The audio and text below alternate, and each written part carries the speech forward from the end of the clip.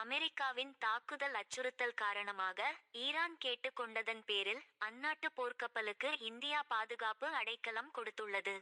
ஈரானின் கடற்படை மீது அமெரிக்கா மற்றும் இஸ்ரேல் தொடர்ந்து தாக்குதலை அதிகரித்து வருகின்றன. அண்மையில் இந்தியாவில் 2 நாள் கடற்படை பயிற்சியை முடித்துவிட்டு தாயம் திரும்பிக் கொண்டிருந்த ஈரானின் தீனா என்ற போர்க்கப்பலை அமெரிக்கா தாக்கி அழித்தது.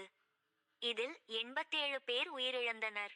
இதைத் தொடர்ந்து மற்றொரு ஈரான் போர்க்கப்பலான IR-INS புஷர் என்ற போர்க்கப்பலை தங்கள் நாட்டு கடல் எல்லைக்குள் அனுமதித்து இலங்கை ஆதரவு அளித்துள்ளது.